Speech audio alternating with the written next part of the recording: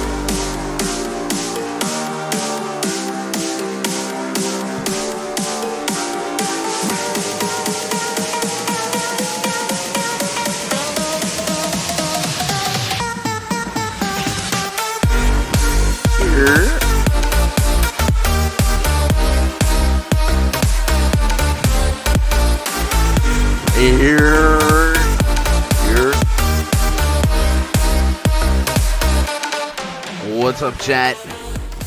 Happy Stone Cold Day. Happy Tuesday, March 16th, 2021. Get it? 316. We play Steven Adams today? Is that a... Nah. Man. Late lock tonight, so we jumping on the air 30 minutes late. You know how we do. Try and get as much news as possible. Although, never fail. As soon as we get off the air, there'll be news to change everything we just talked about. But it is what it is. We will have Raj today. And we should have some fun. Vibe out. How we do yesterday? Giannis, Jokic, Luka, Harden, all of them doing what they're supposed to do.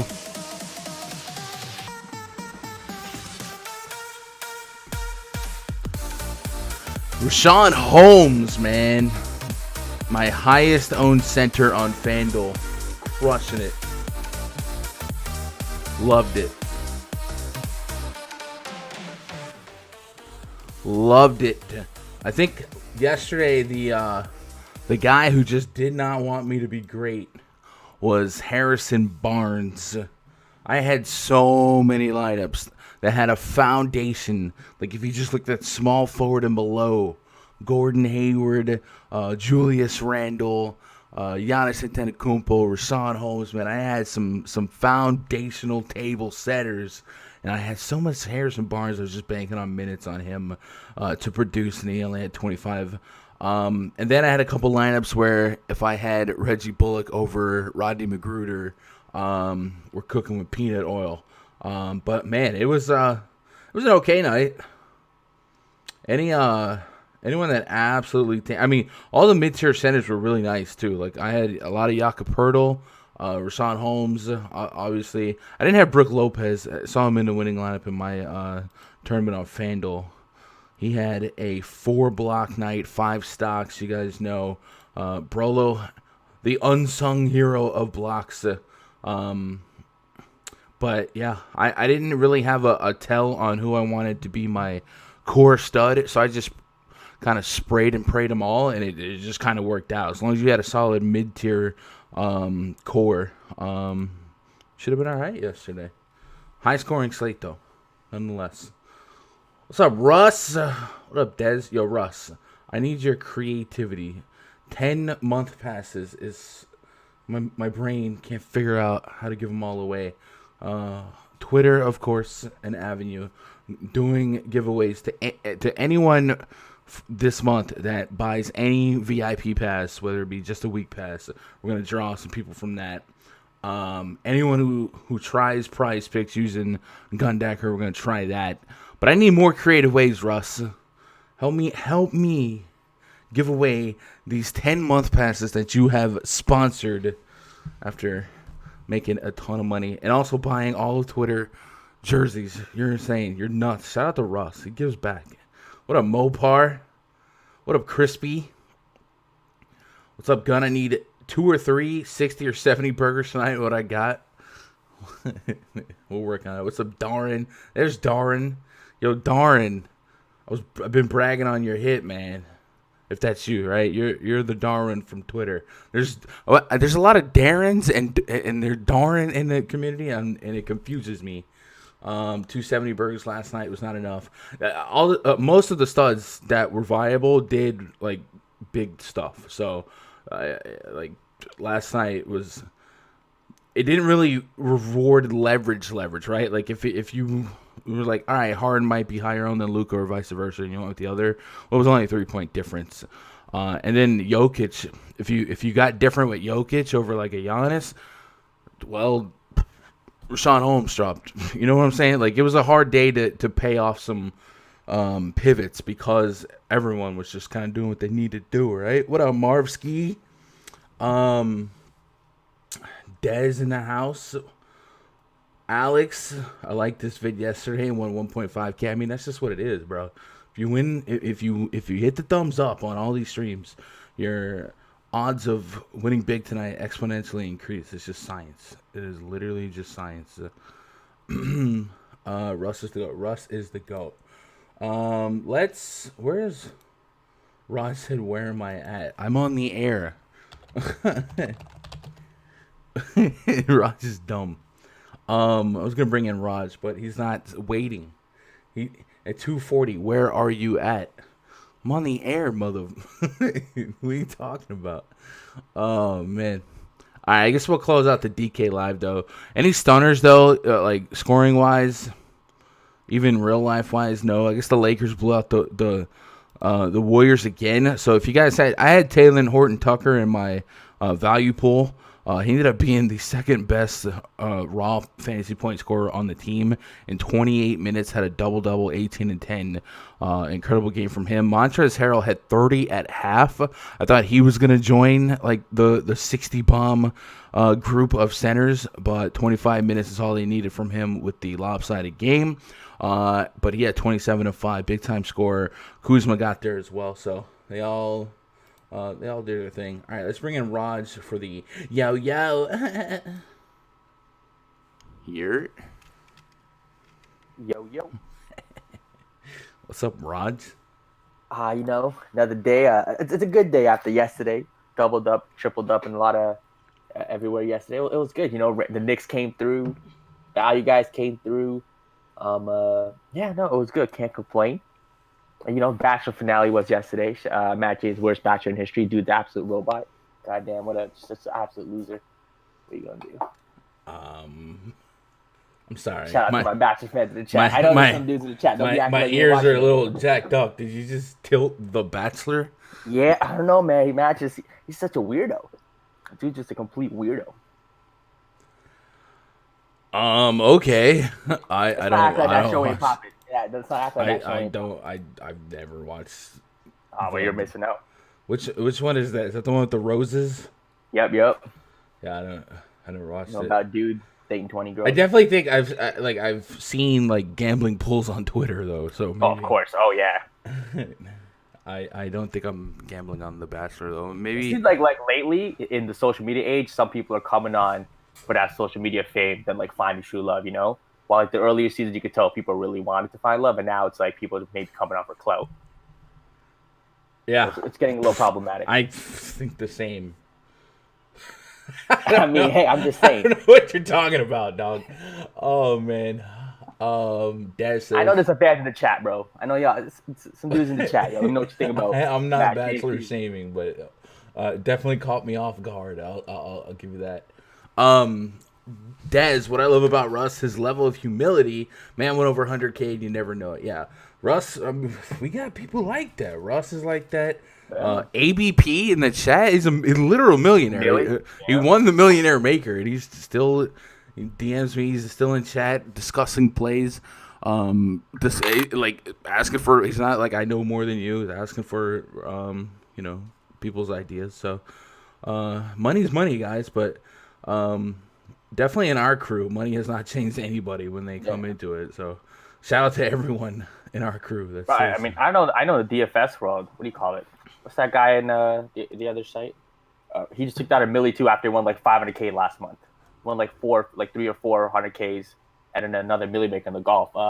One on Run Pier. What's his guy? Good guy. I don't know. God damn, find him on Twitter again. I swear he literally up like 1.5 million in the past 2 months. Pretty insane. Yeah, you love to see that.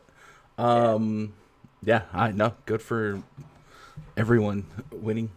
It's a wonderful thing. Our time is coming. hey, I'm up. You're the one who's free. Hey, speak for yourself, mother. Coming. Yeah. Big T 44. Okay, I know Big T. Yeah, good dude. I've never talked to him, but he seems like a good dude. Yeah. Okay, he won the golf. Yeah. Good for him. And he literally had like 3 or 400K days in like the past month. You run hot. It comes in waves too, man. Russ will tell you. Yeah. ABP would tell you, man. It's just like you go on them streaks, hot streaks. But cold streaks are cold too. But them hot streaks, sometimes you can just get weeks and months where you're just like anything you touch turns to gold. So. I think I'm following like Kyle Lowry's trajectory. First couple years, just kind of a nobody in the league, and boom, hit it big and have a nice little run. Following Kyle Lowry's footsteps. Yeah. We have 7 games tonight, I believe. 1, 2, 3, 4, 5, 6, 7 games. A little late lock, 30 minutes late reprieve, so should be easy to chop up. Game number 1 tonight, the Utah Jazz at the Boston Celtics. Project starting 5 for the Jazz: Mike Conley, Donovan Mitchell, Bojan Bogdanovic, Royce O'Neal, Rudy Gobert, taking on Kemba Walker, Jaylen Brown, Jason Tatum, Daniel Tice, and Tristan Thompson. 229.5 is our total 4-point spread in favor of the Utah Jazz. This is one of those games early on, right? The knee-jerk reaction is like, ew, Celtics, Jazz, ew. Should be very, very down in pace. We'll go pull up the team metrics chart in the RunDFS.com NBA VIP spreadsheet. We're going to find the Utah Jazz and the Boston Celtics have 2 of the bottom 10 paces in basketball. So we're not expecting a lot of possessions. However, these are 2 teams, especially when we get 2 strong defenses going at it. There are some games where they just get scrappy, and there's still some plays that just kind of come out and kind of stun us. Rudy Gobert is coming off probably his best statistical game ever, even though they lost. He had 70-plus fantasy points.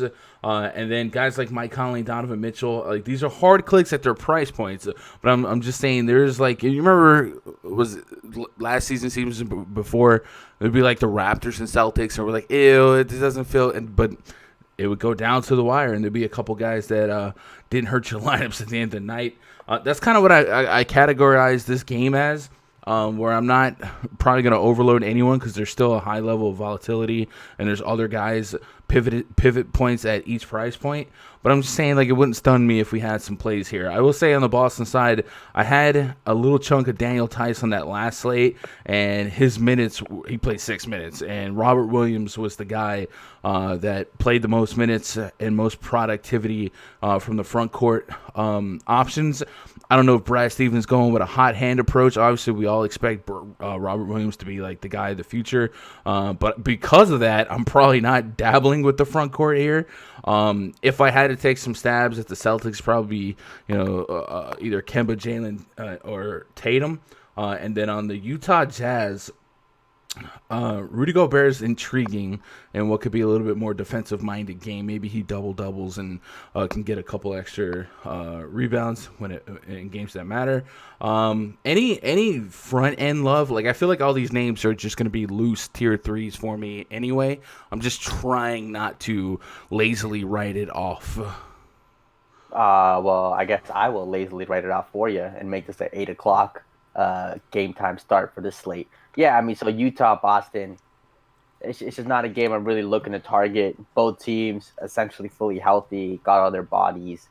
I mean, Utah coming off a game against Golden State where everybody went off on their team. Mm-hmm. Mitchell, Gobert, just kind of a high scoring. I think a bit of an anomaly. Don't expect that against Boston. Expect it to be a defensive game. I mean, I would think this game, these guys go under 200 points or like 205. Again, 2 good defensive teams. Jaylen Brown's intriguing at his price. I think there's some upside there. 40 plus is definitely viable. Mitchell coming off a big game. I can see Mitchell, definitely scoring some points there. If it's a close game, fourth quarter, chucking his shots, he could get there for you. But other than that, all these guys are kind of, tier 3, if that, for those 2 guys who are just in the pool. Nobody here I'm really looking to target. Even Gobert, probably not going to get there at the center position today. I do kind of like what you said. On FanDuel, you don't have to have dummy. You don't even have to have a dummy lineup. And I learned this the hard way the other day. If you just reserve blank entries on FanDuel, you can late upload CSVs. If you didn't like this game, you could turn this slate start time to 8 p.m. and not worry about your CSV till 7:50. So, and if we don't get like Capella news until like 7:50, you can just build your lineups right then and there, get a bit of an edge. Yeah, I can get down with that. Looking at the live chat, I would say Mike Conley does have a price where I'm a little bit intrigued. Pete says mindless dumb TV, The Bachelor. Yeah, but yeah, guilty pleasure. I would say probably 90% of TV is just mindless and dumb and very patternized. Man, you start watching. People say that about us watching sports and betting on sports. Like there's a large group of people who are like, what are you doing? Oh yeah, Like, I know that. yeah. I'm a simple dude, but like, you ever binge watch like a reality show? It just all has the same Yeah. pattern, like Pawn Stars and Yeah. Yeah, I was Storage Wars. watching It's just like the same yeah. pattern. Jersey Shore. I was watching just the other day the old season just to kind of reminisce on the time. Like if that aired today, some of the stuff those guys I'm like they'd get canceled the first episode. My Like childhood would be grenades, canceled, bro. What are grenades. you talking Yeah, about? like it's a lot. Oh man. What's up, Mopar? Big T the go. Yeah, shout out to Big T. I wish I don't know. I'm kind of on the fence when it comes to golf. Like, I know it just has a ton of money, man, but I've never really been able to gravitate towards golf, and I hate some of those are what 3-4 day sweats, 3 day sweats. Like that would drive me insane to sweat that for a couple days. But Yeah, I mean the prizes for the golf are massive though.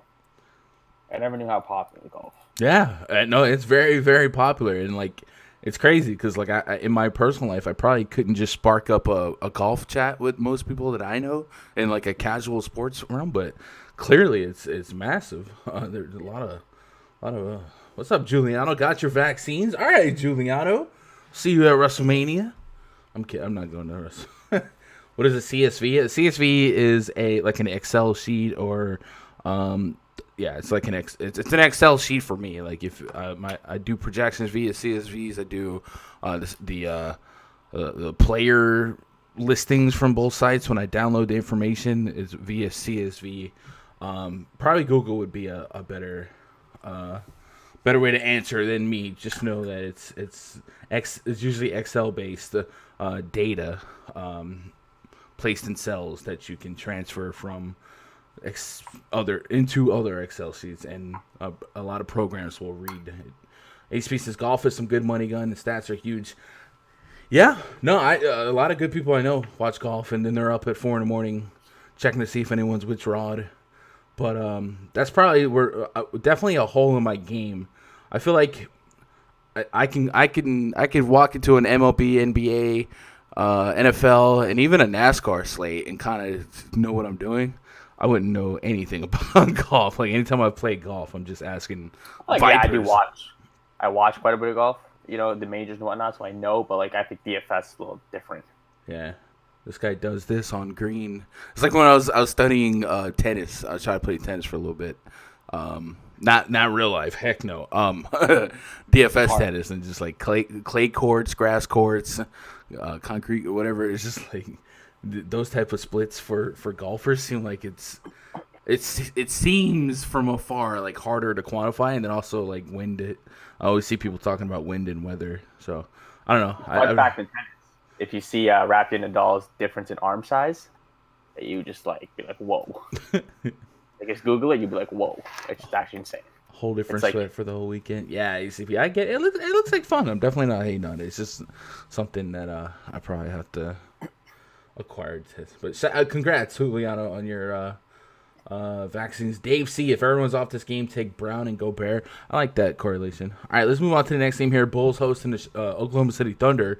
Project starting 5 for the Thunder. Theo Maledon, SGA, Lou Dort, Alexei Pokusevsky. We're gonna have to come up with one for that. Isaiah Roby taking on Tomas Satoransky, Zach LaVine, Patrick Williams, Larry Markkinen, Thaddeus Young, Kobe White, and Wendell Carter have been coming off the bench for the Bulls, and the Thunder will be without Darius Baisley, George Hill, Al Horford, and Josh Hall. But Baisley, Horford create an opportunity for Pokusevsky and Isaiah Roby to kind of show up and show out. This is a fire and ice matchup. Chicago Bulls going to be a little bit more up in pace, not as high as they had been, but a little bit more up in pace. And of course, the defensive efficiency is pretty poor. So there's definitely a reason to kind of run a comb through this Thunder roster and try to come up with some plays. Svi Mikhailiuk also looks like he's going to be active today. And Lou Dort had a Q tag on him. Let me see if I can get an update on Lou Dort. He had a solid fantasy game for them last time out. He's questionable with a sprained left big toe. He missed Sunday's game, and his absence bumped Justin Jackson into the starting lineup. The Thunder have been impressed with Dort's development, and he was a big reason they parted ways with Ham Diallo. But this, okay, so this is a 225.5 total, 6.5 point spread in favor of the home team Bulls. I think SGA on DraftKings is really asking a whole lot at that price point. On FanDuel, I'm a little bit interested at 8K. I do think when you look at this Bulls team, I definitely want to pick on them with some high usage guards that can score for me. I got them right at about 45 fantasy points on both sites, which I would be happy with. And then I do feel like I'm going to take advantage of the absence of bigs in the front court. Isaiah Roby's been somebody I've leaned on this season when A. Horford is out or A. Paisley is out. So now that we have a game without both of them, I still think I can chip and chair Roby for 5 to 7x value on an average range of outcomes. And then Pakusevsky was somebody that a lot of people were introduced to in the last couple games. 30 minutes in 3 games straight, and you're seeing the ranges of outcomes: 14, 32, 48. That 48 coming in 39 minutes against Memphis definitely feels like, with them being shorthanded yet again, in this matchup at 4,400, you'd be happy with 25, and if he can get that here against the Bulls, and his down game came against a top 4 defense in the Knicks, who also plays at a low pace. Is Pakusevsky going to be one of the highest owned value plays from where we're sitting now? And where are you at on that being the case? Like, are you going to have a high level of exposure to this guy? I mean, we got 3 tier 1 plays. We got SGA tier 1, Moses Brown 3,500 on DK, absolute tier 1. He's moved up the depth chart over Roby, it seems like. And then Pakuvesky, if we go with that, as a tier 1, 4,400. You see just a talented guy. I mean, you see the clips. I mean, he's like massive. He's like 7 foot, with like some skill set. So a guy I think is a good young player who they're going to see minutes to. Good matchup against Chicago. 4,400. Even if he hits you 30, it's a smash at that price. SGA 8,800. No Horford, and they still have what do you call it? George Hill still out. He's going to see a ton of minutes. All the usage to him. So give me SGA at that price tag. Should be a smash spot for him. I think a guy like Speed coming maybe takes away from Kenrich Williams, a value guy. Played 26 minutes the last game, shot 7 for 8. That's a bit of an anomaly, but back-to-back 21, 26 points. He could be a guy that gets you 30-plus in a good game. You mentioned Roby. I like him. He is kind of priced up 5'3", so you need the 30 from him, which is why I like Moses Brown more. You can definitely get 10x.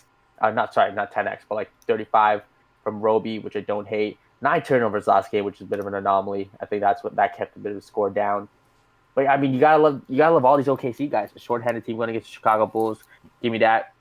On the Bulls side, though, did Moses start? Moses started that last game. I looked at RotoWire. They had Moses Brown starting. Then I looked at the matchups tool on Labs, and they had Isaiah Roby. So I didn't quite know what to believe here. But it looks like if we went off of last game, I'm thinking Moses. But maybe Justin Jackson kind of interrupted the flow there. So yeah, okay. So either way, if Moses Brown, all right, I'm with that. Okay. Continue. Chicago side, I mean, I don't hate going back to Satoransky. Got there for me last game against Toronto. Another decent spot. 3,600. Again, just a value guy that I think can get you 20, 25 plus, and 30 plus on an upside game. Just give me some Satoransky. Other than that, I can't get to Zach. He's 9K, so price has come down a bit. When he's 8,200, 85, I'll probably play him more. At 9K, it's just tough to get to. And probably no Markkanen Young for me. I no Markkanen seems like a strong take. I feel like right now, just like a position price thing. He's just not fitting. Man, double-digit shot attempts, 3 games straight, 30-plus minutes should be there. Arguably more shots his way when you replace a Kobe with a Satoransky guy that's going to facilitate a little bit more. I definitely don't think I have no market in it. I think I mean, I will preface this saying this is in my 3-entry build lineups, like 3-entry max tournaments. I didn't have any market in as of right now. I mean, yeah, you get the 20 lineups plus get him in the pool. Yeah. But it's like a core tier 1 guy, not for me. And then Satoransky's 3,600 still. That Cheap price. feels a little bit cheap, considering that it looks like he's taking the starting job. Obviously, it doesn't mean like he's playing 35 minutes. It just means that's that starting lineup that they want to put their best foot forward with. Last slate, 33 fantasy points, 26 minutes. It was a little lopsided. Did he play less minutes because of the lopsidedness? Let me see. Chicago. Your Raptors suck, by the way. How do you feel about that? I mean, we're probably going to make the playoffs and shock the world, so Okay, I'm okay with it. So are the Knicks. Tomas Satoransky. So he didn't close out. So you could make the case that if the game was a little bit more competitive, he would have played. Maybe. Like, they still had some names out there. So I'm not sure if there was a rhyme or reason to the fourth quarter here. For some of these plays, like Kobe White essentially closed out, so it could be one of those spots where their closeout crew is still like the WCJs and the Kobe Whites. But at 3,600, I think I would have a couple shots on Sato, just to chip and share that price point, and even Patrick Williams. So I these are different names than we're used to clicking, right? But I definitely think this game is very viable on both sides. I just have to get a little uncomfortable with relying on some people you're not used to. And this Svi Mikhailiuk, part of the trade for Ham Diallo was representing 25 plus minutes a game. So Svi maybe takes those minutes, picks up some of that scoring. He's pretty cheap. He's not even scoring dependent. I was gonna say he's kind of a scorer first, but he does go out there and get you some of those peripherals. So Svi might be really, really underpriced at 3,700 if we put 25 minutes on him in his debut. Maybe that's a little ambitious, but right now I got him for 19, and I just felt like there's a chance that I could get to 24 plus if I needed to, because I do think he can do some scoring for him. Also, Ty Jerome. Like, there's very weird names, but there's like viability in a lot of these plays today. So definitely the uncomfortable game. If you guys had 100 lineups enter tonight, maybe get some weird game stacks from this one going with some names we're not used to. And then Zach LaVine's just kind of on the cusp of, I don't think I get there with Larry Markkinen back. Most of his big games, like we said, have been without Markkinen, a couple absences. With that said, he has still gotten us some strong performances with them back. But I really, really want to believe that I have a higher, a 55, 60 in the balance here. So I'm not warm and fuzzy on that.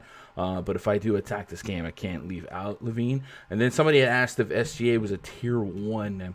On FanDuel at AK, looking at the shooting guard position and who we would have to give up for SGA.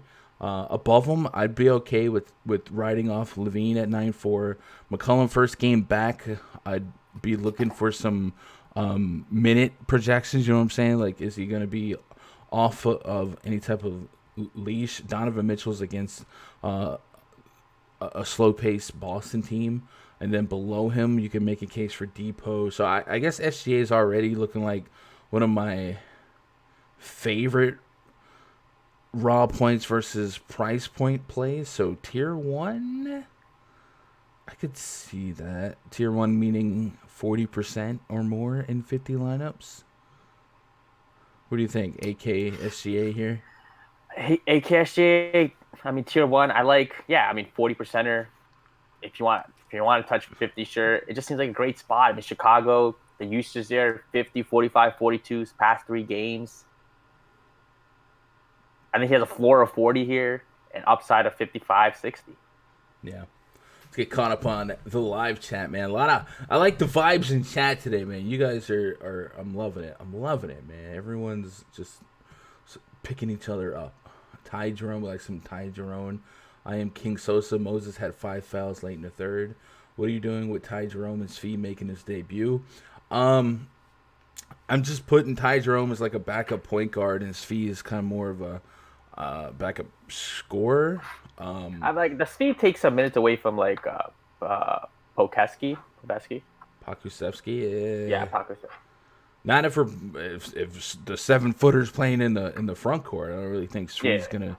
The Bulls still give you some size to contend with. Marketing Young, Wendell Carter. I think Steve might take away from Kenrich Williams maybe a little bit, like 5 or 10 minutes away from him. I think he'll start scoring. If Dort doesn't play, remember, Chad, that's a range of outcome. If Lou Dort does not play and Justin Jackson starts, then I think I might get that minute projections for Svi even higher and pick up some of that scoring.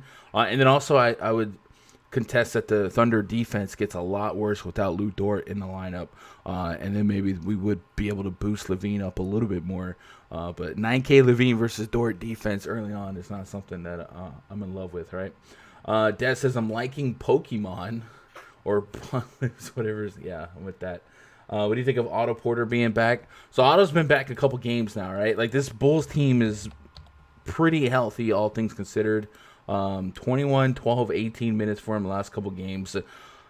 He's hit as little as 0 shots and has taken as many as 13. So I think it's a little too risky, a little too volatile for me from where I'm sitting now. Seen on CBS Sports that McCollum would have a strict minutes restriction. That seems very logical. Of course. Yeah. Ty Jerome gets minutes. It's pronounced Pokusevski.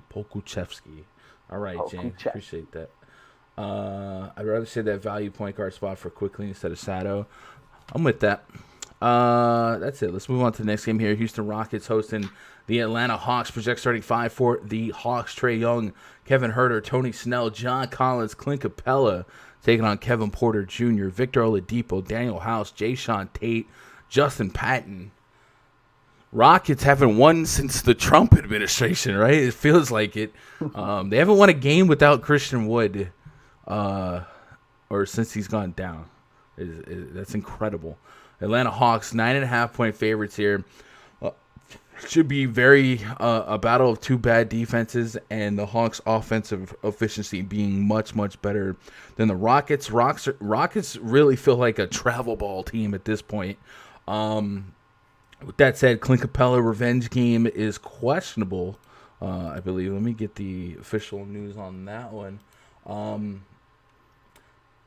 But Kevin Porter Jr., I think, is the first name that we discussed. We've seen 3 games of sample size for him now, and if we start putting some context to each game, Sacramento, people were out, and Sacramento is the worst defense in basketball, so he dropped a smooth 40. Then the next night, everyone was out. Wall, Gordon, Depot. He played 38 minutes, muscled and willed his way to 47 DKP on 25 shot attempts in a blowout. And then he played a competitive game against Boston. It was still lopsided, but just 30 minutes here, 12 shot attempts. Depot played that game. And he's 7K on DraftKings and just 6K on FanDuel. So because of the matchup, I think on FanDuel he's still very viable, and you can make a case for him on DraftKings as well. But certainly feels like if you put a little bit more context to the first couple games, if they have an Oladipo in the backcourt, the ranges of outcomes are a little bit more volatile for the price points he's at now. Like, it wasn't a risk at 3K. Even 5K felt like it was worth it. But 6 to 7K, we're looking for 36 plus fantasy points to really feel like we're getting a great deal. So just kind of meditate on that. While we do that, look at this Atlanta Hawks injury report. Clint Capella is questionable with a heel. Capella missed Sunday's game, and when he missed, Gallinari and John Collins kind of picked up the slack in the front court. So I would expect more of the same here today. The Rockets kind of one of those teams that you could take a night off with a guy that you value. So I would say if Capella wasn't 100%, there really wouldn't be a reason to kind of push the issue. So we're gonna watch that as this game gets closer to tip off. Are the Hawks? At what point does like a 9K Trae Young or a 10.2K Trae Young in a blowout scare you? Because right now we've got a near double-digit point spread, giving us a potential blowout. Also, another context piece to that first game against the Kings. Not only was the worst defense in the league, but Justin Patton got in big foul trouble, giving more usage for Porter there. And we've seen in games where Patton's not in foul trouble, he's a lot more involved, which perhaps takes away some of that ceiling from Porter. You see the 2 games since 13 real points and a bunch of peripherals. Where are you at on the Hawks? I think it really comes down to the Capella, if he plays or not. If he plays, I'll probably get a good amount of Capella at 7,700 on DK and on FanDuel. Good spot for him. Could get you 45 plus, close to a 50. Should be able to rebound with ease, pick up some blocks, score some points. Don't hate that. If he sits, I think you go right back to John Collins and Gallinari. Gallinari always is a big bump whenever Capella sits, and at his price tag, it's creeped up a bit. Still some upside there. Mm-hmm. Gallo and John Collins, who had a big game without Capella last game, 22 and 13. I can expect that again against Houston. Don't hate it. Trae Young's cheap, about $1,000 cheaper on FanDuel. So I think on FanDuel, Trae Young's definitely a better click. Not running to play him as a stud, not a tier 1 stud, but I think you got to keep him in the pool. Houston side, Kevin Porter on DraftKings, I think it's unplayable at $7K. Bit of a ridiculous price tag. I don't know if he's. So I don't want to say unplayable, but how many times is he going to blow that price point out the water where you regret it? And I struggle with putting an ownership projection on him because I'm pretty bad at that. And I don't know if the buzz is still there on him or if people are, Stove was hot last game. There's a lot of what did he do the last game players out there, and do they turn their back on him after one poor game? Because 33 minutes against the Atlanta Hawks is that's a lucrative spot. I don't want to just give up on the matchup, but I definitely wanted to put a little bit more context to why he thrived as a fantasy play in the first couple games. But he's a bucket, he's an absolute machine, likely the point guard of the future for them. So the great spot, it's just a great spot. So I don't want to give up on him, but yeah, I'm curious to see where the field is at because it's one of those. I feel like I want to be the opposite the field. Whatever that means, you know what I mean? Yeah. If the field is going to be very heavy on him, then I'll risk going the other way. Yeah. KJ Martin Jr., I think on FanDuel is just a free square. You just play him at that price, 3,500 is a joke. Basically 3 straight games at 30 plus. Give me all of that. On DraftKings 5-3, I think he's still in play because the Hawks is an easy matchup, but just a tougher click. You need the 35 at that price tag. Oladipo, and that's an interesting one. I mean, he saw the usage last game, right? He shot 9 for 23. Shoots 12 for 23, puts up a 50 bomb. Is probably a little more chalky to Slate. So against the Hawks, easy matchup. No John Wall. Oladipo seems like he should be an easy click. I think more people are going to play SGA. I was going to say him versus SGA is a fun debate. But 20 plus shot attempts absolutely there. I think the median range of outcome is pretty close. But man, I think I lean Oladipo more. My seesaw balances Oladipo just a little bit more. Unless, okay. I'd probably just be more on Oladipo. The only thing that's got me reserved here is the Rockets just don't play competitive basketball. So in my head, it's if this game stays close, it's Oladipo 50. Yeah. But if it's an average Rockets game, then it's a blowout. And Oladipo. They got blown up by Sacramento. They got blown up by Brooklyn. Blown up by Boston. What's the last close game? I guess the Cleveland game was kind of close. The Raptors game was close. And there's a couple of those games with John Wall, right? So it's the Hawks. I mean, look, I want to say Houston keeps it close because the Hawks, but again, Hawks are fully healthy. I mean, they're clearly a better team. Could easily blow out, but I don't think you can fade Oladipo. I think my level of confidence or lack thereof would be a contingent on Capella. I think Capella cleaned the glasses pretty well. I'd probably make him worth 5 points here. And so if Capella's out, I'd be a little bit more keen on Oladipo, just banking on that game being a little bit more competitive. And then how about Justin Patton at 5K versus not Capella? Could we get 30 out of him? Justin Patton, not Capella. I mean, We could. I mean, I think I like Moses Brown more than Patton for sure. Patton's 5'3" on DK2, so again, you need the 30 from him. Not running to play it, but you could be in the center pool. So Collins is a tier 1. I'll say it for you again. All right, let's go look at the last couple of centers and power forwards against this Rockets front court. It is pretty. Royce O'Neal just dropped 30. Marvin Bagley 25 and 24 minutes. Gobert had 44 and 33 minutes. Rashawn Holmes 40 and 35 minutes. Tristan Thompson 26, 19 minutes. Yeah, it's a lot of over point per minute production. So I definitely I understand the Collins play. If Capella's out, I will probably have a bufu amount of John Collins and then Gallinari at 5'6", 5'9". I was looking at Gallinari's price point on DraftKings.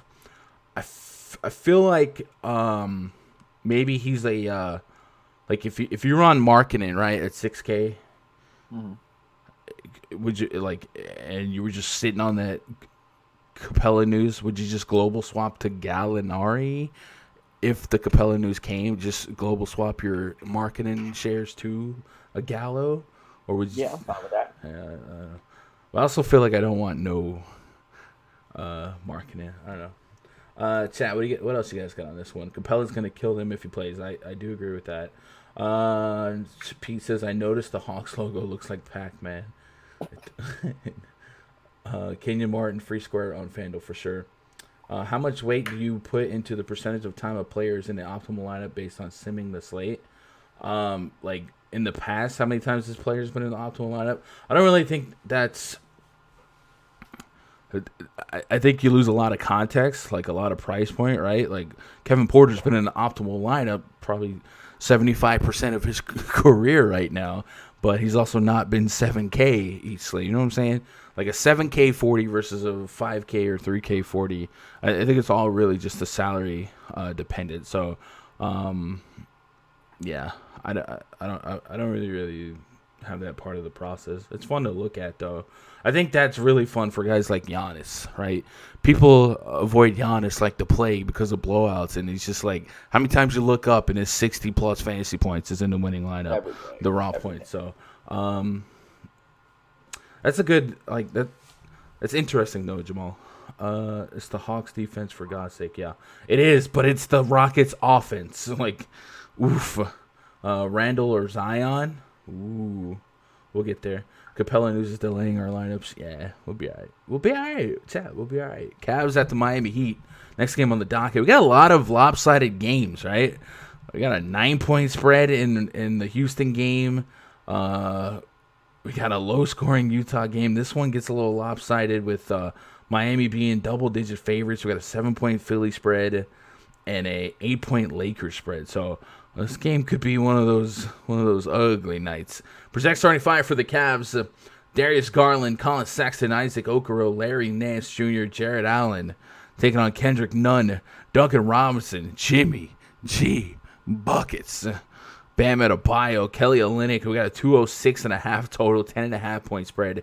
Favor the Miami Heat. Miami looking like they're hitting a groove, and Jimmy Butler. I'll tell you what, with Embiid down for a little stretch, Jimmy Butler might enter the chat when it comes to the MVP conversation. 9,800 for him on DraftKings, 11K on FanDuel. There's a couple stark contrasts in price on sites between a few guys. I think he's one of the more significant ones. We talked about how Kenyon Martin Jr.'s big price discrepancy between the two sites. And like last night, Karis LeVert, 4K free square on FanDuel, but 7K-ish on DK. There's been a couple players like that. Jimmy Butler is likely, potentially, maybe with Adebayo back in the lineup today. So maybe that lowers his day-to-day ceiling, but not his overall ceiling. Let's get the update on Adebayo. By the way, Tyler Hero probable. Bam Adebayo's probable. He's been dealing with that left knee tendonitis. He missed his fourth straight game on Sunday. But it looks like he'll return to a tough matchup against Jared Allen's Cavs. I read that with a straight face. So give me credit for that. Hit a thumbs up if you couldn't do that. 10.5 point spread here. Miami at the house. We pull up this stretch of Jimmy Butler beast games, Raj. common denominator is most of them are competitive, like within 15 points. And a couple of them have no Adebayo. Is this the night the music died when it comes to the Miami? Like, is there a world where Miami Heat just smokes the Cavs and Butler's just chilling at 40 because they didn't need him to do everything with Adebayo in the mix, with Hero kind of growing? Like, is this a game you're targeting much of? I think he's a great tournament player. I don't think anyone's clicking his name at 11K on FanDuel. But I think Cleveland could keep this game close. Scrappy team. I feel like they don't get blown out as much as they should. Their offensive rating is still pretty poor. And if we look at their last couple games here, they got 18-point loss. They put up 82 points in back-to-back games against the Hawks defense and Pelicans defense. What you think they about to do to the Miami Heat defense? Their offensive rating is so bad. Yeah, and Bam Adebayo is probable. He's going to play. So Jimmy should go back to a kind of like an 8K player, 7-5 type of guy. So I think a full fade on Jimmy is the play. I mean, yeah, with Bam back, I think you stay away from every Miami Heat guy, even Cleveland. I don't think anyone's priced as a value player or somebody who's underpriced really. I could play I could have Butler, Adebayo, Olynyk, Hero in the pool, and not feel like I'm crazy. Like they would be tier 3s, if that. But I don't think just a cheap price. So I think Kevin Love might not play, right? Jesus, he was back for a cup of coffee and got hurt. I swear he's been out for like 2 years, but no, he came back and he was on a 10-minute limit, and then that was too much. So if he's out, I guess Larry Nance is pretty cheap, chip in a chair. But for the most part, like nobody on the Cavs inspires me to get crazy. So it would just be some errant shots at the Miami Heat, all in like plus matchups. Tyler Hero and Dragic get enough minutes that I think at their respective price points, 25, 35 fantasy point window, I could live with that. And then, like I said, Butler, Adebayo, Olynyk, all I think have a chip in a chair. But I wouldn't be too aggressive with ownership on any of them. So. Chat, do you guys disagree, agree? You guys on anyone on the Cavs? Or if you're particularly privy to any of these Heat players? Now will Daniel Tice get minutes? Tristan Thompson got ruled out. Interesting. That opens up 20 minutes? Will it go to Daniel Tice, or does Robert Williams start, or does Grant Williams start, or does Semi Ojeleye start in again? Bro, if you can play Robert Williams at 6K on FanDuel, you got some stones. I mean, he's big. He's been elite, but he's 36, 27, 33 foot. Like he's been getting buckets. He's a good he's very productive. Love needs to just retire. I like Kevin Love too. It's just, man, it's been getting rough out here. He's in a really rough stretch of injuries. Chat, you guys, anything in particular on this game, chat? I feel like we're all in the same boat here. So let's move on to the next game here. Philadelphia 76ers hosting the New York Knicks. Projects 35 for the Knicks. Emmanuel Quickley, Reggie Bullock, RJ Barrett, Julius Randle, Nerlens Noel taking on Benjamin Simmons III, Seth Curry, Danny Green, Tobias Harris, and Tony Bradley. Joel Embiid out, 218 total. Philadelphia still favored by 7 here. Front court defensive rating's going to drop a little bit without Embiid. And I think this is still like this is one of those fire and ice spots where the Sixers pace a little bit faster than the Knicks. Knicks bottom 3, I believe, in pace, maybe bottom 5. And the Knicks defensive efficiency was pretty stout. Both teams were kind of sitting at 108 on their defensive ratings. So it's kind of projects a little bit more scrappy than track meaty, but without Embiid, I think there's several ranges of outcomes for one, how the Sixers come out, and two, how the Sixers lineup is. There's a world where like Ben Simmons plays more big, and like a Shake Milton plays more guard. Maybe a world where Matisse Thybulle gets in the mix. The Knicks are going to kind of come out big, so you want to answer. Or we can just live with Tony Bradley and Dwight Howard as the 5 here. So I'm curious to see how Doc Rivers plans tonight in this matchup particularly. We'll start with the Knicks side here. Elfrid Payton questionable. Rivers, Mitchell Robinson, Derrick Rose out. We saw Emmanuel quickly draw the start yesterday, his first start. If Payton is back, I wonder if Tibbs has a plan to stick with quickly. It looks like Payton's doubtful anyway, so I don't have to get too creative in that discussion. Frank Ntilikina would be a backup guard. Alec Burks would be a backup guard. Revenge game, I think, for Alec Burks, if you're into that. Reggie Bullock dropped 30 fantasy points yesterday. He picked up a lot of scoring, and he picked up more minutes than I had him projected for. I think I had him at like the low 20s, and he ended up playing 42 minutes. Could that have been small ball reactive versus what the Nets pull out versus what the Sixers might do? I don't know, because it's still a Tom Thibodeau rotation.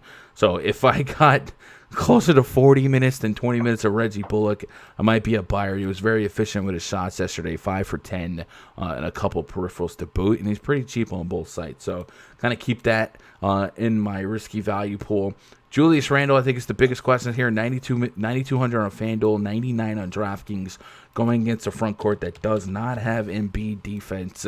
10K Randle, you're looking for 50. He's got 60 plus in 3 of his last 4 games. Earlier this season against Philly, he dropped just 39, likely against the Embiid defense. This is one of those games that's projected at a 7-point spread, so it kind of gives some wiggle room for the Knicks to fall flat. I think this is the Knicks' 3rd and 4. It's definitely a back-to-back. They 13, yeah, it's their 3rd game in 4 nights, all on the road, but I don't know. What do you do with Randall? What do you do with the Knicks? Knicks made us some money yesterday, but matchup was a little bit. I'm going right back to it. No Embiid for the Sixers. Their defense takes a huge hit. Give me the triple stack of the Knicks again. I think quickly is due for a bounce back if Elfrid Payton doesn't play. 6 for 19 shooting. He gets that up to 10 for 19. He smashes. Randall back-to-back 60 bombs. No Joel Embiid. Should eat. RJ Barrett, I mean, he's been a consistent 40 the past couple games. I'm going right back to him. Big 3 for them. Stack it up. I'm going on the on-off court tool via Fantasy Labs. I'm taking Embiid off the court, Simmons and Toby on. Got 183 minutes of sample size. The defensive rating is at 114.6. To put that in perspective, when Embiid's on the court, it looks like it's at 109. So it's about a 5-point per possession, per 100 difference, which is noticeable.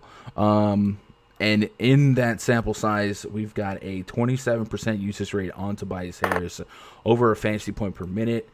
So now let's go bring that over to StatMuse. Tobias Harris, DKP by game log, without Joel Embiid. Let's go last 10 games. Just kind of look at the ranges of outcomes for him here. 50, 33, 58, 38, 38. So you're either going to be happy or upset. He's got 350s in his last 10 without Embiid. At this price point, This game stack too. I don't think I'm not that in Simmons love with. If you have like Simmons, Embiid, bring it back with Randall, Barrett, and quickly. Like it fits so nice. I feel like it's very ambitious. I understand the thought process there, but I'm not there. Interesting. Like Tobias Harris at this price point, if I get less than 40, I'm not happy. No, I hear you. Yeah, there's a and it's there. still, it's like not like the Knicks are like some. It's like I'm not here to defend the Knicks, but the Knicks aren't the worst defense in the league. The Knicks have a top 4 defensive efficiency, so they're not missing their best defender. So they're not, and they run such a slow pace. Like, there's not a spot where I'm just want to hit the game stack, but even Ben Simmons is 8-2, 9K. Like, I want to have Ben Simmons and Toby in the pool, but you just got real excited over the word game stack on the Knicks and 76ers. Like, Tobias Harris has let us down the spot plenty of times, but again, I just think this game could shoot out with Joel Embiid not there playing defense. I think a great spot for Randall to eat. I mean, who's going to guard Randall down there? I think it's a great spot. I think Ben Simmons lately has looked better without games with Embiid. Like he's been a little bit more aggressive scoring wise. So I mean, at 8-2 on FanDuel, I like Simmons. 9K on DK, not as much. I think on FanDuel, 8-2 and 7-8, they're priced nicely. Ben Simmons he had that 74 bomb at Utah, which was so crazy, 38 minutes. But past that, there is 3 games over 50 in his last 10. Again, at this price point, like, we're not getting 7.5 AK Simmons and Toby. Both of guys tournaments, you need a 50 plus. Yeah, I don't. So I'm not as excited on this game. Like I think it's like fine to look here. Also looking at the chat, Ibsen says I'm hoping Randall's frustration from last night won't hurt him. So yeah, not only is it a game 3 and 4, but they kind of went down at a frustrating way last night. I don't know if you caught that. Kind of a controversial finish here. So I don't know, man. Philly at home's been strong. I know, with or without Embiid here. I'm just not in love with the price. I think I got a bunch of one-offs here. I don't think I'm game stacking. I think you're a little ambitious. Chat, what are you guys doing with this one? Dad says, give me all the Tobias. I'd rather play Tobias than Randall. Whoa. Tough. Julius was ready to brawl with everyone last night. He might take his anger on the 76ers. Mm-hmm. It was something, I'll say that. And Randall at 9.9 on DK, I think the ownership might be lower than what it needs to be. Yeah. There's some interesting names at that range, right?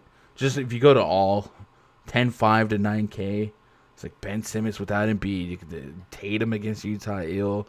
Cat on the road, sizable underdog against the Lakers, coming off a game where in the post game presser he was like, I don't care about fantasy players. Like Jimmy Butler might still get the clicks just because this is Jimmy. There's really not a lock guy here, right? Even Damian Lillard, you could argue that enough CJ McCollum minutes might impede his ceiling. And like the most expensive guy is out, so. There's some. It might be a little bit more of overpay for the 8-9Ks. Like now that I look back at that information, like SGA looks a little stronger. Like even Levine's a little bit more interesting. So I don't know. But yeah, Randall. I worry about how many minutes he's played in the last 3 days. So I don't think Tibbs cares. Oh, Tibbs don't care, but like it's gonna catch up. Was Depot a tier 1 gun? Yeah, he becomes a stronger play to me right now too. Just thinking about how much resistance I can put on a lot of those top 6 price guys. Okay, so that's where we're at on that. Let's go get on to the next game here. This game feels a little bit more welcoming to me, and I think I'll land here more because I have a lot less pushback. Pelicans at the Portland Trailblazers, 10 p.m. Eastern. Project starting 5 for the Pels. Lonzo Ball, Eric Bledsoe, Brandon Ingram, Zion Williamson, and Stone Cold Steven Adams going to get one board. What? It is Stone Cold Day. 316, bro. You got to play Steven Adams. You got to play a little bit. This is 316. Up against Dame Dalla, CJ McCollum, Derek Jones Jr., Rocco, and they hate us because they ain't us. Cantor, 238 total, 2-point spread. CJ McCollum not on the injury report. Welcome back. CJ's so good for the NBA, and the NBA doesn't use him. Let's see. Portland Trailblazers injury report. So CJ McCollum has been out since January 16th, so he'll likely be on some minutes restriction in his first game back, but he should be activated and ready to go. So I put 28 minutes because I don't know what to put on CJ. I wouldn't be shocked if it's lower than that. But let's talk matchups. Pelicans, one of the worst defenses in basketball, probably the worst defense on the slate. They are. Sacramento's not on the slate. Portland is the only team as bad as the Pelicans defensively. So this game should be the game that we gravitate towards as a game where we can have a solid predictive value in minutes projected for both teams. And I just want to soak it up. I think on the Pelican side, I think you could sell me on some 3-man stacks on this one, Raj. Think about the salary that is involved on that game stack of the Sixers and Knicks. and I can go grab 3 Pelicans probably for the same amount. Brandon Ingram, 8,100 on DK, 7.7 on FanDuel. Lonzo's uncomfortable at 68, but 40+ is not out the wheelhouse. Zion, and even Adams to an extent against his old teammate Enes Kanter is a fun click for me. On the Blazer side, let's talk game theory. I think Damian Lillard 10-1. I think it's Love it. Yeah, it's easy to write him off because of the McCollum thing, but I don't think I'm gonna. I think he's still gonna play 38 minutes, maybe 36 plus. I think I'm a tier 1 him on FanDuel. I would probably agree with that. And then Rocco and Cantor deep minutes on him. I wish that we had like a discount on McCollum. Like, it doesn't make sense that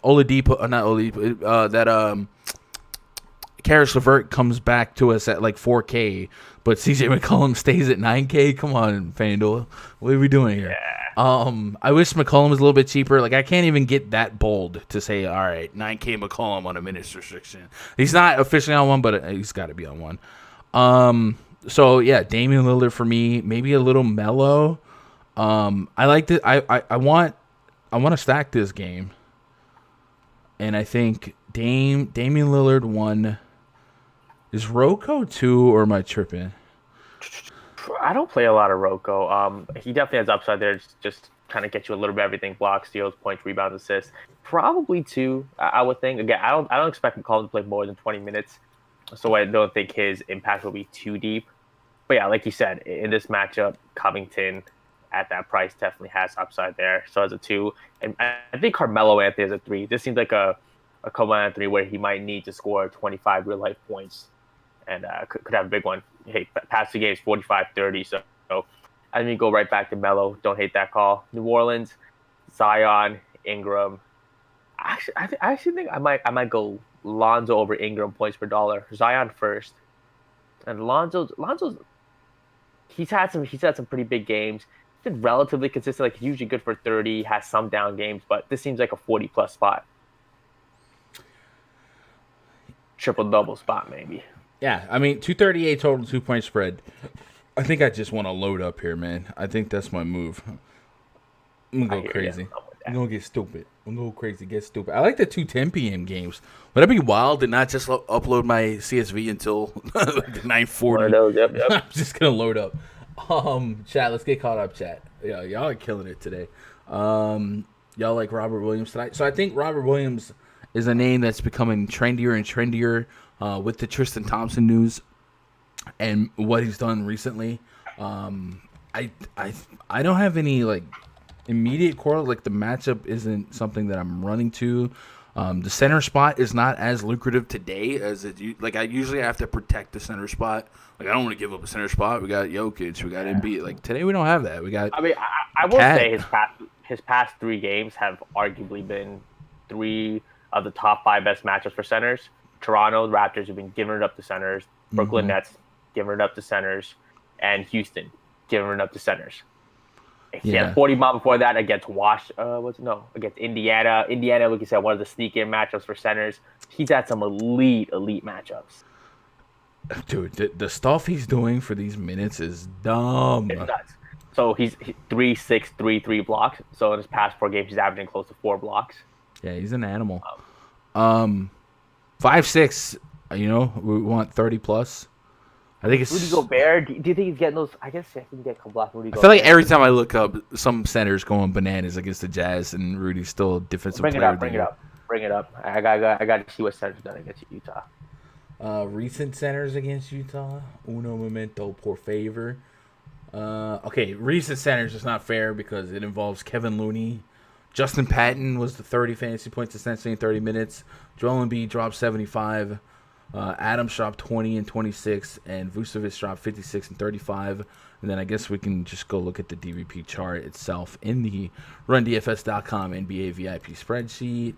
And Utah is a little below league average. So I don't know, like that type of what this guy's doing. Like, I can't argue against it. I wish the price was a little bit less thinky about T, if that makes sense. because they still got Grant Williams. They still got a lineup where they put Tice at the 5 and could stretch out Tatum. Because remember, Marcus Smart's back in the mix, right? So you could put Tatum at the 4 and put Marcus Smart back in a starting lineup. You still got a lineup that could put Semi Ojeleye in the mix as well. So I'm not like, it's not like the Celtics are short. Like they still have plenty of bodies. So I don't know that I'd even put like more minutes than usual. Like 20 minutes on Robert Williams is probably still, I don't want to say aggressive, but probably still where I'm at. Like don't take the Tristan Thompson news and assume 30 minutes for Robert Williams. This is probably a little aggressive if you did that. So is he a play? Sure, yeah. There's less pushback on the minutes that he should get, but that last game for the Celtics was a blowout, right? If we put some context to his run, was it a bunch of fourth quarter nonsense or not? Robert Williams, he came out in the first half and he didn't mop up. So yeah, I wish the price is a little more welcoming, a little bit more. But he would be in the pool, right? Like, how many laps do you have to play to get to a little 5'6" Robert Williams, knowing that 40 plus fantasy points is a range of outcome if he did get 20-25. It's on DraftKings, Robert Williams. Yeah, how many lines do I have to play? Probably 20. 20 minutes last 100 games. Let's see. The query I'm running here on StatMuse is Robert Williams DKP with 20 minutes in his last 100 games of sample size, and there's one game under 20. Yeah. Most of the games were over 30, and it's 25 plus for like the last 6 or 7, and that's 23 minutes, 22, 22, 21. I would say when I look at these teams, there's not a whole lot of tough matchups. 20 minutes against the Nuggets, he dropped 30 and a half, though. I'd probably play him. The blocks are actually dumb. And the blocks are dumb.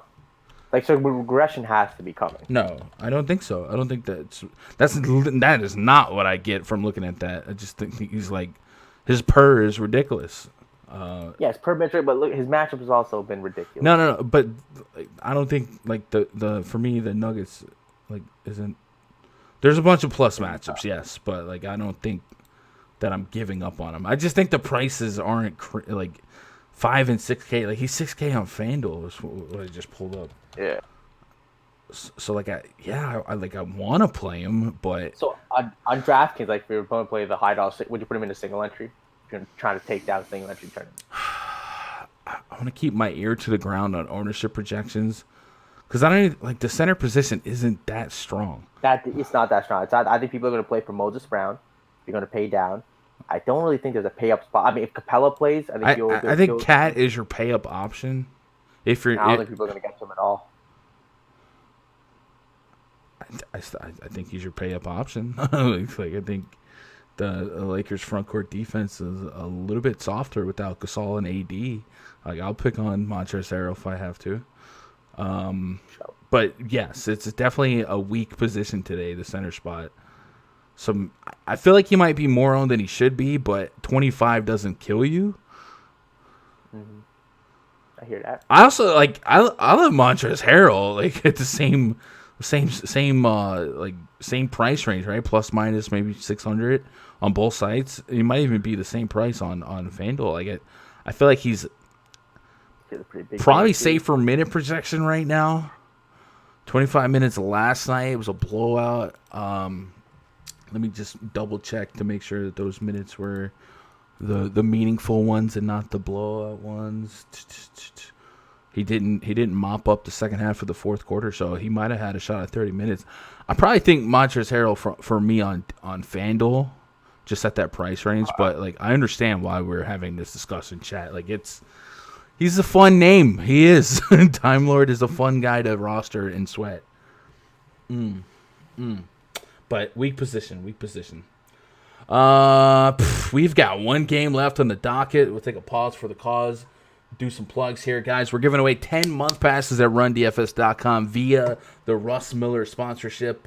One of the ways that we are awarding the month passes is if you guys go and try PrizePicks with the sign up code GUNDACKER, you'll be entered into a drawing for some of those month passes.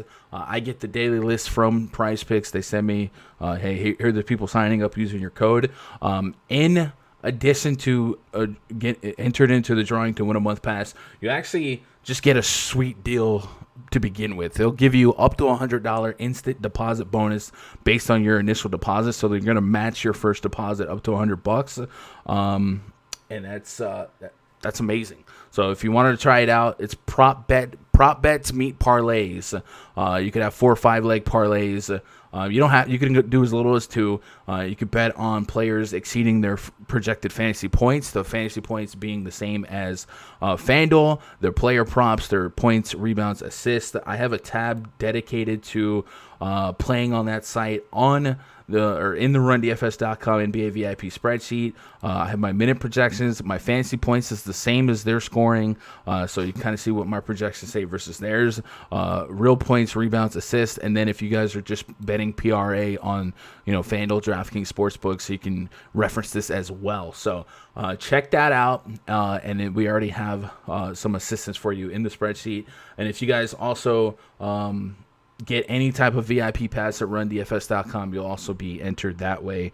So basically, anyone who signed up this month, March 1st and beyond, I'll put all those names together, and we'll draw a couple to win a month pass to either be added to their subscription or your subscription, or awarded if your subscription expired. So lots of cool ways to win those month passes. Again, Russ is a legend for 10-month pass, bro. That's right now. 10-month pass is $800. Like he's an animal. He's a monster.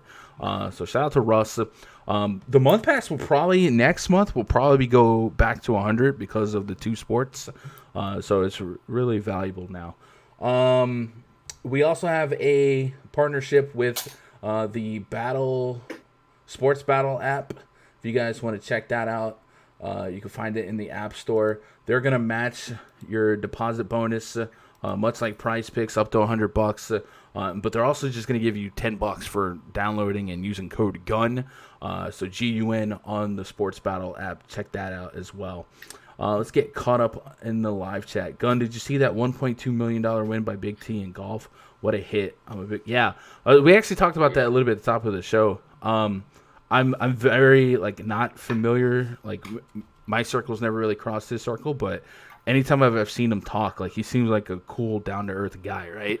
When you watch him, it doesn't seem like he's trying to be smarter than you. He's just being real. He's very chill about it. Yeah, no, so good for him. I'm happy when cool dudes win. What's up, Jim? Gun, my question, thoughts on Lillard and Kanter in one lineup? Sure. Against that defense, absolutely.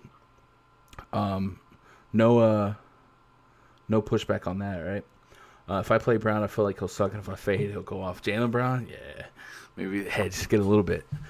Is that all the plugs? I will say after the stream, I'll be in the RunDFS.com NBA VIP voice chat. There's a 30-minute late lock today, so about 4:30 Central, 5:30 Eastern. You guys can chop it up with us, relax a little bit, softer slate, catch up, make your player pools. I'll be covering my player pool out in the RunDFS.com NBA VIP Discord. Looks like this. I'll be listing my tier 1s, 2s, 3s, my values, stuff like that. If you guys are looking to kind of compare yours to mine, Train might show up too.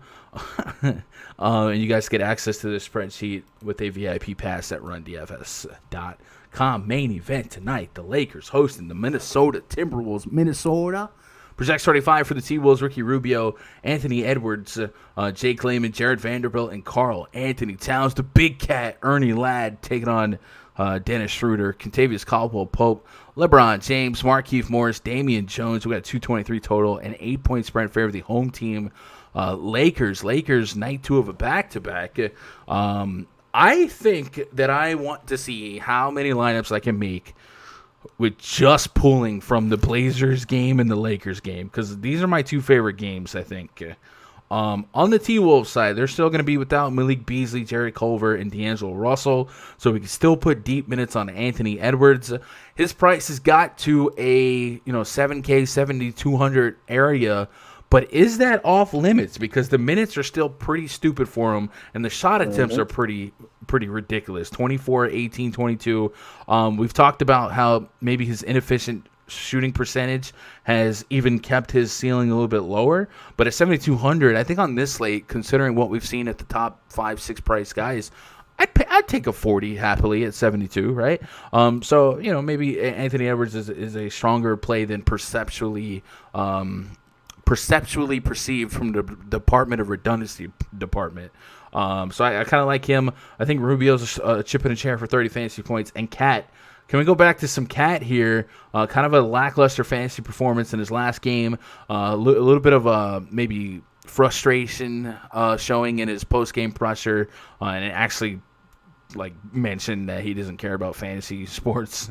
I think I do want to dabble with some Cat just because of how soft the center spot is, but also maybe hedge with some Vanderbilt and guys like that. On the Lakers side, LeBron James stat stuffing for triple doubles last night, right? This is definitely one of those matchups where if we're gonna just go get nothing meaningless triple doubles, and get one here against Minnesota, why not? 50 plus fantasy points in 2 of his last 3 games.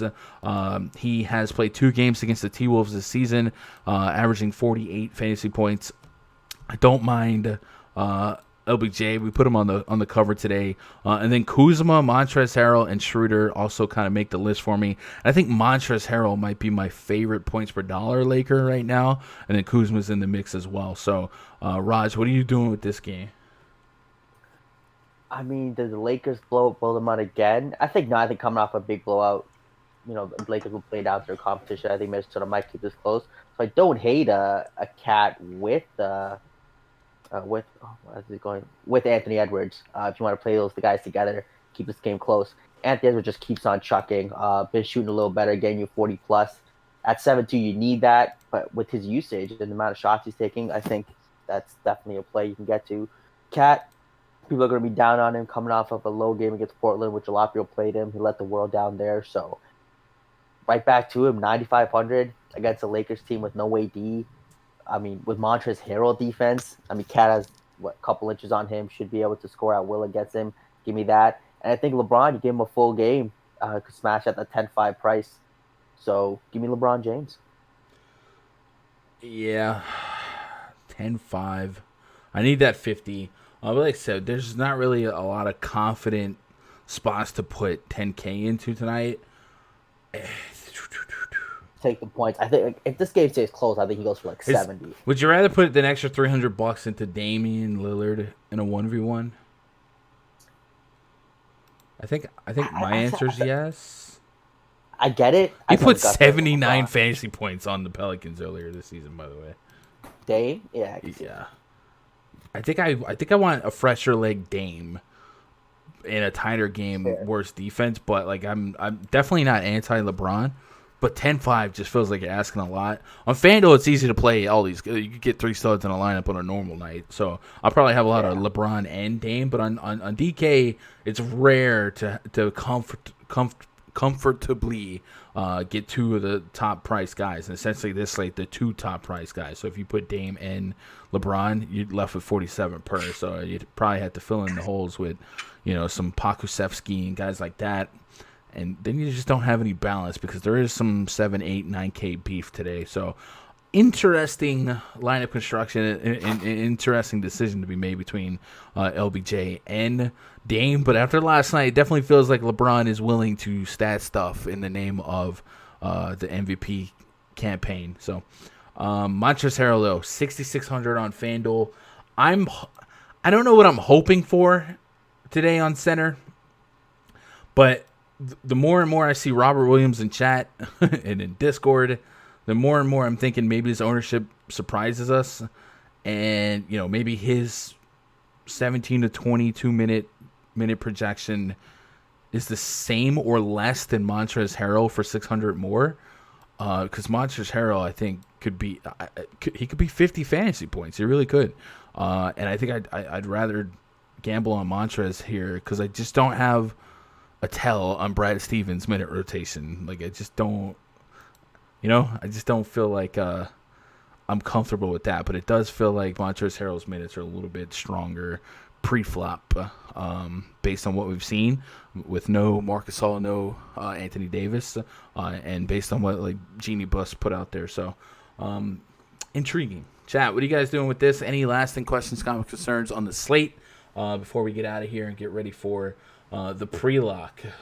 Hustle says, gone if Capella and a Kongwu sit. What about Nathan Knight at 3K? Probably not on Nathan Knight, but we'll do some diligence here. Last slate, 23 minutes against the Cavs. Let's see the value of those minutes. Atlanta for Okongwu. Okongwu played, or excuse me, Nathan Knight played. He got a little bit of run in the first half. Man, that's one of those 100K to first plays, man. I don't know if I've got what it takes to play some Nathan Knight, but he did drop 35 fantasy points. And, these are guys that if they get that opportunity that they wouldn't normally get, maybe, sure. That's a chip in a chair. He really peripheraled his way to value, so you love to see that. He had 10 free throw attempts. I feel like that might be, I don't even know if that's anomalaic, but for a big man to draw double-digit free throw attempts, seems a little strong. So yeah, I don't know. It's an interesting play. I definitely wasn't exploring that name earlier. Noel's in play, especially for guard. Yeah, Jalen Noel. As long as the guard situation is going to be short, I think Jalen Noel still gets 25 plus minutes. So I definitely don't mind that. And then like a Nasri, Jared Vanderbilt to hedge some cat shares makes sense to me. If the Celtics coach said they're going to run more small ball, I think Robert Williams' minutes go up. I can see that. What's up, B-Fam? I don't think there are any 60-point scorers other than Randall. Nah, Damian Lillard, man. Lillard literally dropped 80. It's the Pelicans, man. Worst defense. I get it. McCollum's back, but I still think Lillard has a shot at 36, 38 minutes, and McCollum could be on a minute restriction. So I definitely would not write off Damian Lillard in this spot. Zion or Randall? That's a great one. So Julius Randle, night 3 and 4, night 2 of a back-to-back against the Sixers, or Zion Williamson against a bottom 3 defense, Blazers with a little bit of rest. Raj, what's your snap call on Randall versus Zion today? Randall versus Zion. I think Randall has a higher upside and Zion has a higher floor in this spot. I think that's fair. That's probably very fair. Des is Noel over quickly at value. Probably not.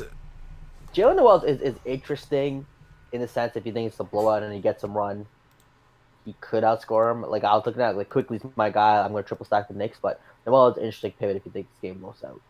Yeah. Anyway, chat. Looks like that'll do it. Any hot take there, Raj? Hot take of the day? Hot take of the day? No, I mean I think triple stack the Knicks, triple stack the OKC guys, play the Philly guys, and you mentioned, and I think this, like I said, the last 2 games, I think Portland New Orleans will be somewhat popular. I think this Minnesota Lakers game won't be owned at all. I think most people expect a blowout. So if you want to play multiple guys from this last game, we've seen bum squads at LA without AD go into overtime. How many times? Now I will say that since Schroeder's come back, they have looked a little better. I think Schroeder is a big piece of their defense. It just kind of helps control the game when LeBron doesn't have the ball in his hands. Yeah. 10-game slate tomorrow, so I'm looking at a 3 p.m. Eastern, 2 p.m. Central start time on stream. If you guys want to join me tomorrow, that's lit. Clarkson for 40 with that sub gun. What about the OKC bigs? Yeah, it looks like you could take stabs at all of them. Brown, Roby, and Pokusevski. Really no pushback on any of them individually. Maybe we don't want all 3 in the same lineup, but they'll all be in the pool here. We got some Jordan Clarkson love. I'm with that. My hot take here is probably going to be Montrezl over Robert Williams on FanDuel. And I don't know how hot that is now, but it might be steaming by the time Locke gets here. We have a Sacramento-Washington game tomorrow. A Milwaukee-Philadelphia game, too. Tomorrow's slate's wild. Tomorrow... Yeah, look at the games. They're pretty wild. Jokic gets the Hornets. Oof. Mm-hmm. Rockets host the Warriors. Yeah, that can get wild. Also, tomorrow, all the games are over by 8:30, so it's a 2.5-hour slate. I'll take it. Right now, I think I see like 4 games already with totals that could be above like 225, 230. Yeah. Chat, if you guys want to hit that thumbs up on your way out, I would surely appreciate it. Otherwise, Raj, I'll be back tomorrow. We'll see you tomorrow. I'm going to get out of here. I appreciate you guys making part of my day be part of your day. And hopefully I'll see some of you guys in the RunDFS.com VIP voice chat. Otherwise, Twitter.com/Gundacker. You guys can reach out to me if you have any other questions that pop up. I appreciate you guys, as always, being part of the stream. Interactive as ever. The chat was on fire today. Thumbs up for good luck. And I'll see you guys tomorrow. I love you. Good luck. God bless. And go win some money.